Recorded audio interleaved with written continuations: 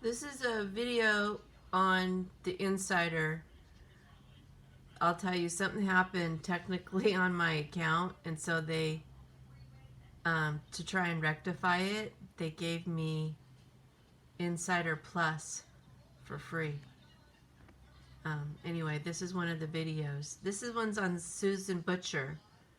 But I think the general public kind of looked at that incredibly challenging adventure with more open eyes because it was a couple of women doing really good in those 80s years. And very proud of Libby's accomplishment there. You know, Libby it broke Weaver. Susan's heart. You know, because she was in that race and a moose stopped her team and took her out of that race. Moose stopped And her then team.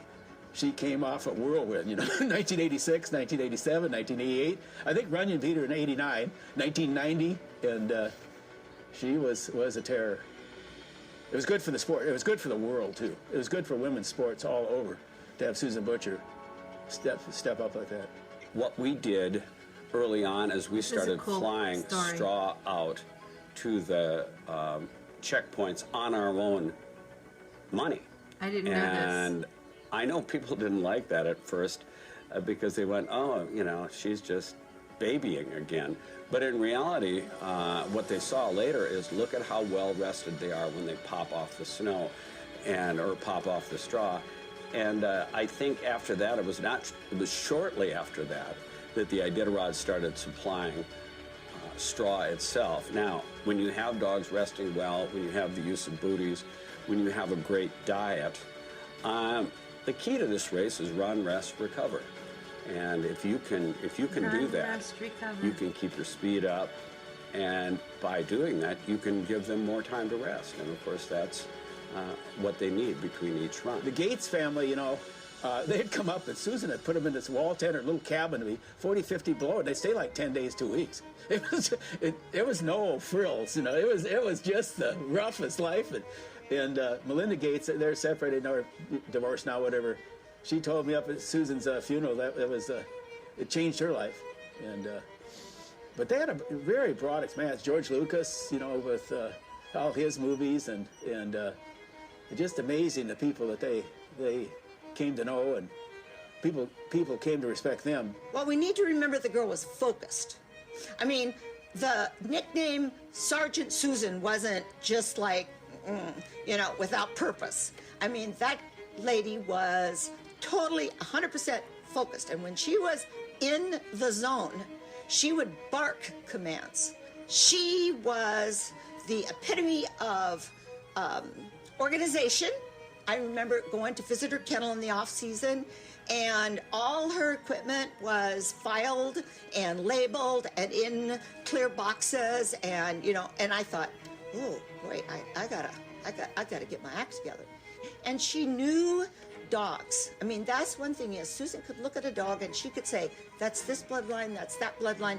And she was up early and she was at it and she was focused, and the whole kennel was focused. Her breeding program was, her feeding program was, anything she learned. She never thought she knew it all, although I have to say there was one time when It's somebody Dee Dee said Jonro something to her about you just run the same schedule like up the coast or something. And she goes, till you beat me, why should I change? And I remember that too, you know, thinking, you know, truthfully, why do you mess with perfect? I think what you've seen today is a result of the transition that happened when Susan first started winning the Iditarod in 1986. It was never about other people. It was always about the dogs. And she first lived in the Wrangell Mountains for about 3 years alone. And it was just her and her dogs out there. And that was probably one of the times she enjoyed the most in her life. And I think when the Iditarod started and she realized that here was a way for me to showcase the care and the ability that my dogs have, she just took what she'd already developed on her own and applied it to her racing in the Iditarod. And I think that really showed in how quickly she ascended from rookie to, you know, top 5 and ultimately winning. And nowadays, I think what she'd be the most proud of is the fact they don't say, oh, a woman run the race. They say the best team was run by.